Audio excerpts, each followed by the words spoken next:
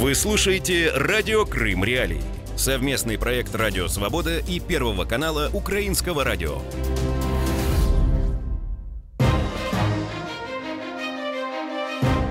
Приветствую всех, это радио Крым Реалии, с вами Александр Янковский, и мы начинаем. Где нас можно слушать? Нас можно слушать с понедельника по пятницу каждый день на средних волнах на частоте 549 кГц, а также в FM-диапазоне на частоте 100,7.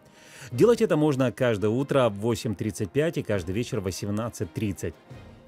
И, простите, также нас можно смотреть на нашем канале YouTube с 7 до 8:30 в эфире радио Крым Реалии, программа «Радио Свобода. Ранкова Свобода», с 8:35 до 10 часов утра радио Крым Реалии. Ну и, конечно же, вот прямо сейчас вы можете, если вы уже погрузли в социальных сетях, например, в Фейсбуке, то можете не смотреть нас непосредственно там.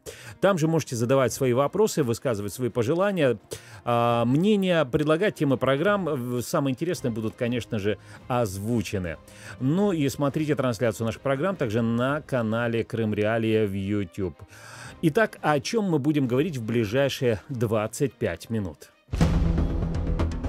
Крым в центре внимания. А говорить мы будем вот о чем. Вчера, 7 августа, продолжился процесс в Крымском суде по делу одного из лидеров крымско-татарского национального движения Ахтема Чийгоза.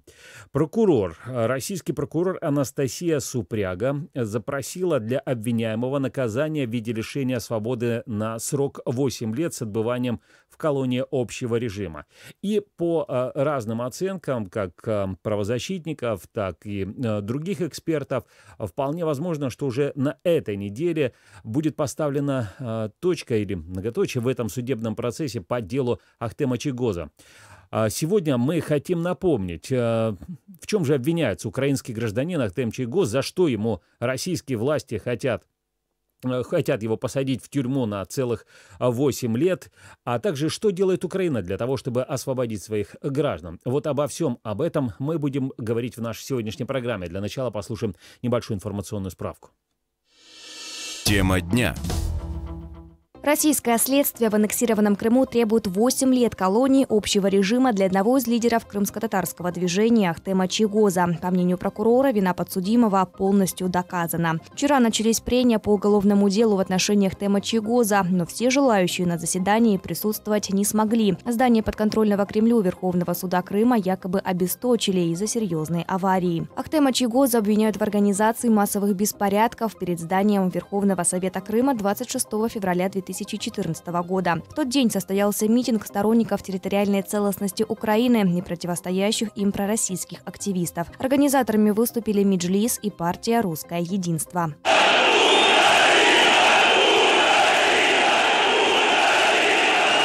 В результате столкновений тогда погибли 2 человек. Из-за этого уже после аннексии Следственный комитет России возбудил уголовное дело. Ахтема Чийгоза российские силовики задержали в ходе допроса в январе 2015 года. Среди тех, кто давал показания против Чийгоза, назначенный Москвой глава Крыма Сергей Аксенов, российские сенаторы от аннексированного Крыма Ольга Кавитиди и Сергей Цеков. Следствие отказывает любым другим свидетелям в допросе. В мае глава Меджлиса Рифат Чубаров заявил, что готов дать свидетельские показания на российском суде по делу Чийгоза. Однако российское следствие отказалось удовлетворить ходатайство адвокатов на получение разрешения для посещения заседания главой Меджлиса. Сам Ахтем Чийгоз считает, что дело против него политически мотивировано. Да, я гражданин Украины. Не считаю это преступлением. Считаю то, что некоторые руководители прокуратуры, работая на государство Украины, изменили присяги, сегодня мне мстят за это, за мои принципиальные убеждения. Но я живу в Крыму, это моя родина, никуда скрываться я не собирался и не собираюсь. Защита Чийгоза не раз обращала внимание на то, что события 26 февраля 2014 года произошли до фактической аннексии полуострова. И даже по мнению России, на тот момент Крым контролировала украинская власть. Но российский прокурор настаивает на применении именно российского законодательства по отношению к событиям 26 февраля 2014 года. Чиновник мотивирует это необходимостью применения российского законодательства по отношению к преступлениям более раннего периода для защиты прав и интересов граждан. Тема дня. Напоминаю, что вы слушаете радио Крым Реалии. С вами Александр Янковский. И сегодня мы говорим о деле украинского гражданина Ахтема Чийгоза, который рассматривается в российском суде на полуострове Крым. И об этом процессе мы говорим с Николаем Полозовым, российским адвокатом и непосредственно адвокатом Ахтема Чийгоза. Николай, здравствуйте. Добрый день. Николай, скажите, пожалуйста, вот на каком этапе, чтобы люди просто понимали, на каком этапе сейчас находится вообще судебный процесс над Ахтемом Чийгозом? Вот что сейчас происходит и что ожидается в ближайшее время? Ну, фактически суд находится на финальной стадии. Спустя год интенсивных судебных процессов, спустя 150, уже сегодня 3 судебных заседания, мы подходим к тому, что уже завершено судебное следствие, уже идет стадия прений, уже прокурор попросил 8 лет лишения свободы для Ахтема Чийгоза. По сути, только осталось выступить в стороне защиты и самому Ахтему Чийгозу заключительным словом, после чего суд удалится для вынесения приговора. Но, скажем так, дата, на какой назначен приговор, пока неизвестна. Это будет известно сразу после того, как Ахтем Чийгоз выступит заключительным словом. Но я ожидаю, что, скорее всего, это произойдет в августе. Угу. Николай, скажите, пожалуйста, вот насколько в последние дни этот процесс открыт? Потому что появлялись сообщения о том, что то в здании исчезнет электроэнергия, то не пускают людей на этот процесс. Вот насколько простым людям, которые решили либо просто посмотреть, что там происходит, либо прийти поддержать Чийгоза, насколько им просто попасть на этот процесс? Ну, сразу скажу, что самого Ахтема Чийгоза лично увидеть не удастся, потому что это, можно сказать, первый в российской правоприменительной практике суд, когда подсудимый непосредственно не присутствует в зале суда в первой инстанции. Не так давно были приняты поправки, по которым по ряду преступлений, в том числе по организации массовых беспорядков, власть может принимать решение о проведении суда в режиме видеоконференц-связи. То есть более года Ахтем Чийгоз не покидал следственный изолятор и участвовал в этом процессе только через видеосвязь с СИЗО. Что касается открытости, ну, безусловно, есть определенные ограничения. Прежде всего, это количество мест, там не так много, то есть в зале может поместиться не более 20 человек. И второй существенный фактор – это то, что сознательно ограничивается право, в том числе и журналистов, на то, чтобы освещать эти события. В течение года приезжали различные журналисты, в том числе из Украины, и из зарубежных стран. И надо сказать, что ни одно ходатайство журналистов о том, чтобы провести фото- или видеосъемку, ну хотя бы даже сфотографировать телевизор, с экрана которого показывают Ахтема Чийгоза, суд так и не дал. Угу. Николай, скажите, пожалуйста, а вот были ли у суда или в суде люди, которые поддерживали, не знаю, решение, ну вот обвинения прокуратуры, ну вот какие-то... Потому что обсуждается ведь, да, и рассматривается на этом суде события 26 февраля 2014 года, и тогда там были 2 демонстрации. То есть вот сейчас есть ли, как бы, не знаю, там люди, которые требуют, чтобы наказали Чийгоза? Ну, в самом начале процесса, год назад, такие люди были. Это были участники процесса со стороны обвинения, прежде всего потерпевшие. Даже один из потерпевших заявил гражданский иск и потребовал 1 000 000 рублей с Ахтема Чийгоза. Но в течение процесса они поняли, что для них это все неудобно, что для них это является некой обязаловкой, и они перестали ходить. И только вот буквально вчера на стадию прений пришло 3 потерпевших, которые высказали такое мнение, что они доверяют российскому суду, и наказание в отношении Ахтема Чийгоза оставляет на усмотрение суда. Угу. Николай, а скажите, на чем будет вот сейчас строиться защита? Что вы, если можете, да, конечно, что вы будете в качестве аргументов выдвигать в защиту своего подзащитного Ахтема Чийгоза? Ну, прежде всего, это абсолютная, скажем так, недоказанность тех деяний, которые ему обвиняются. По сути, за весь этот судебный процесс мы исследовали большое количество доказательств, было допрошено больше 215 человек. было отсмотрено больше 400 файлов общей продолжительностью несколько десятков часов. Были отсмотрены более 1000 фотографий. И фактически все обвинение строится на показаниях 3 засекреченных свидетелей и одного человека, который, не скрывает свою неприязнь как к Меджлису, так и к членам Меджлиса. Но помимо этого, совершенно очевидный факт: события происходили не в Российской Федерации, события происходили на территории Украины, даже безо всяких оговорок. И, несмотря на это, обвинение считает возможным не только в пространстве распространять экстерриториальную юрисдикцию России, но и во времени назад, привлекая человека за те деяния, которые он в России никогда не совершал. Николай, а скажите, пожалуйста, а вот меня еще один вопрос интересует. А почему, возможно ли было проведение судебного процесса вот с использованием суда присяжных по делу Ахтема Чийгоза или нет? Но дело в том, что действительно эта статья подпадает под действие суда присяжных. Есть одна существенная проблема. В Крыму до 1 января 2018 года суда присяжных нет. Понятно. А выезжать в другой регион России, значит, вывозить Ахтема Чийгоза из Крыма, но, на мой взгляд, это существенно больше издержки, нежели чем возможность оставаться здесь, в Крыму. По крайней мере, у него есть здесь близкие, которые хоть иногда, но могут его видеть. Понятно, Николай. И еще, скажите, вот вчера появилась информация, обвинение заявило, что якобы вина Ахтема Чийгоза доказана ими в том числе и показаниями Искандера Небиева. Вот ранее сообщалось, что он пошел на сделку со следствием. А что вам известно вот по этому заявлению прокуратуры, обвинению? Но это, безусловно, манипуляция обвинения. Действительно, Небиев был осужден. Это было еще осенью 2015 года. Прокурор в наш процесс принесла приговор в отношении Небиева. Он согласился на особый порядок, признал вину, оплатил 9730 рублей материального ущерба, которые обвинение насчитало.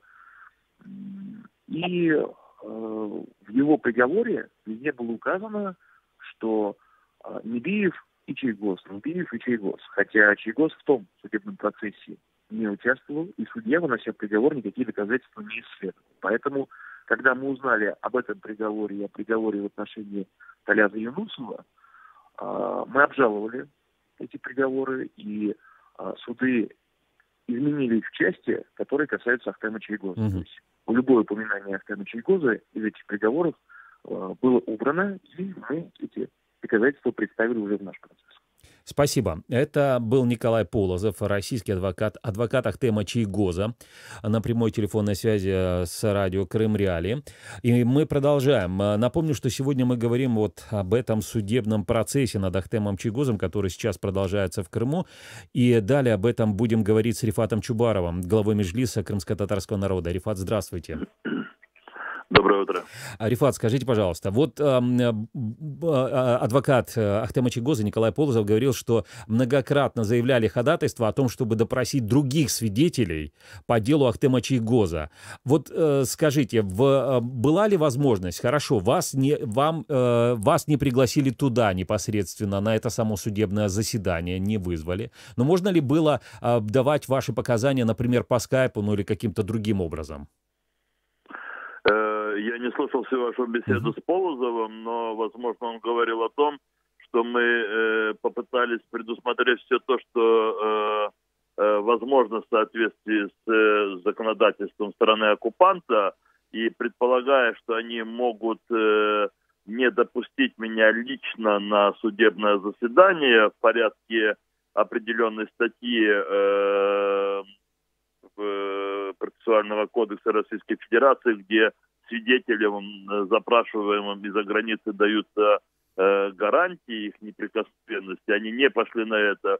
Мы с Николаем Полозовым также оформили мои свидетельские письменные показания, которые я, собственно, заверил.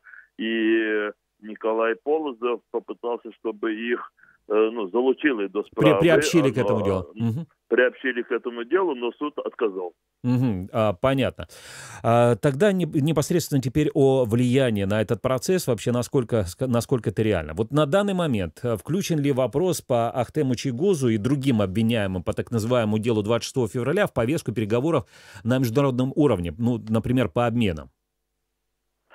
Вы знаете, что российская сторона категорически исключает будь какую возможность говорить о гражданах Украины, которых она незаконно привлекает к судебной ответственности на оккупированной территории. Украинская сторона периодически озвучивает фамилии политзаключенных в Крыму, включая Ахтема Чийгоза.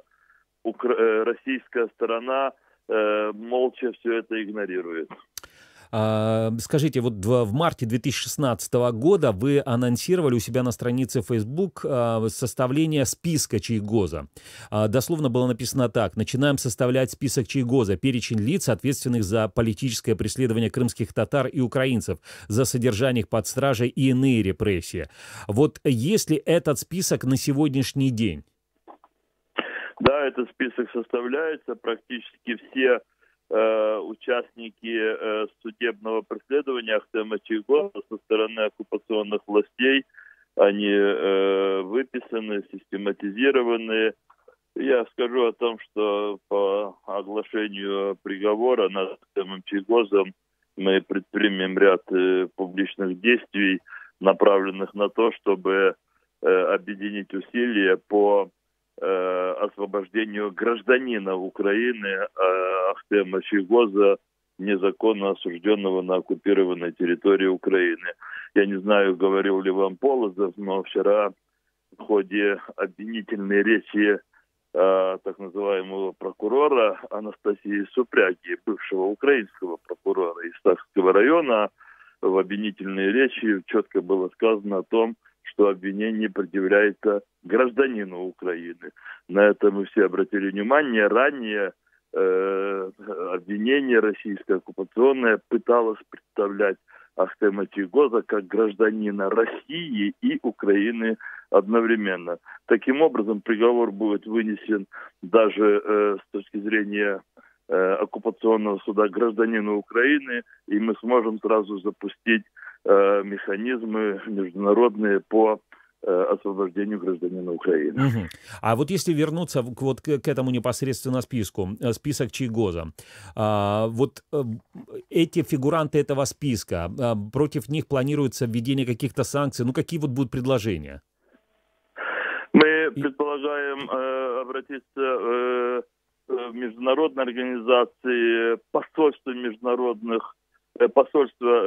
различных государств в Украине с тем, чтобы попытаться доставить этим лицам, которые включены будут окончательно в список преследовавших Ахтема Чийгоза, других крымских татар, мы попытаемся им доставить максимум неудобств, начиная от того, чтобы их включали в международные санкционные списки, и завершая тем, чтобы отдельные государства предпринимали по ним действия ограничительного характера. Скажем так, мы будем просить правительства Турции, Германии, Греции, те страны, куда, в общем-то, достаточно активно посещают люди с Российской Федерации и оккупированных Россией территорий.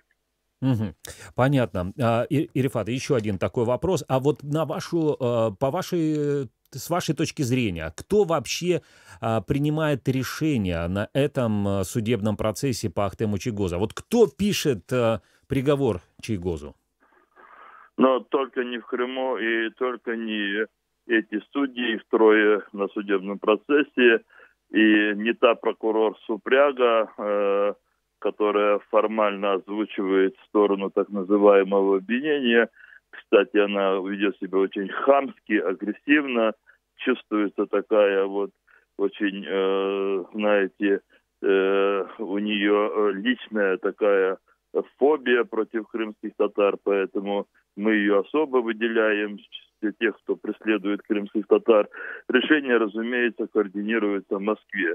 Я не хочу сейчас утверждать о том, что непосредственно там самым главным преступником, который сидит в Кремле, но то, что есть структуры, которые координируют всю внутреннюю политику по отношению к захваченному Россией Крыму, в этом у меня нет сомнений. И Ахтем Чийгоз, и как и другие политические заключенные в Крыму, вот этими координирующими со стороны страны-оккупанта структурами рассматриваются еще как и разменные монеты в ситуациях, но которые могут случиться, и как только будет необходимо с их точки зрения использовать политзаключенных, они будут это пытаться делать.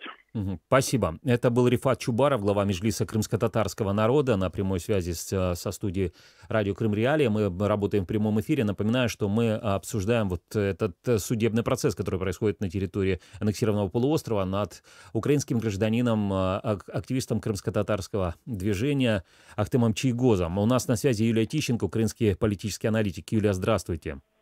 Да, доброе утро. Юлия, на ваш взгляд, вот почему Москве так важно сделать Ахтема Чийгоза виновным в этом процессе? Ну, по большому счету, дело от 26 февраля, которое, по сути, навязано, и там, где фигурирует в качестве виновного Ахтем Чийгоз, это показательное дело, да, опять же, по воспитанию такой своеобразной лояльности крымчан по отношению к нынешнему режиму, который сегодня в Крыму. Вот, и виновным необходимо сделать, чтобы, скажем, в том числе, чтобы и доказать относительно того, что 26 февраля крымчане якобы не выступали против вот того преснопамятного возможного сочетания Верховной Рады. Да, но дело в том, что, подождите, Юлия, получается так, ведь как раз именно выступали, и тем же самым они постоянно показывают Ахтема Чийгоза, что они его судят именно за участие в протесте против российской аннексии Крыма. Да, безусловно, но они в том числе и показывают, что этот протест был, скажем, немирным, да, то есть, и, опять же, тут много целей на самом деле. Тут складывается, с одной стороны, крымчанам в головы то, что сам по себе протест плохо, б, про то, что те, кто в нем участвуют, даже если, по большому счету, не было ни одного, кроме одного так называемого свидетельского показания, каких-либо тезисов о том, что Ахтем Чийгоз вообще хоть в чем-то виновен. Да, опять же, в крымчанам вкладывают, что участие в каких-либо протестах чревато, возможно, для вас, в общем-то, подобными вещами.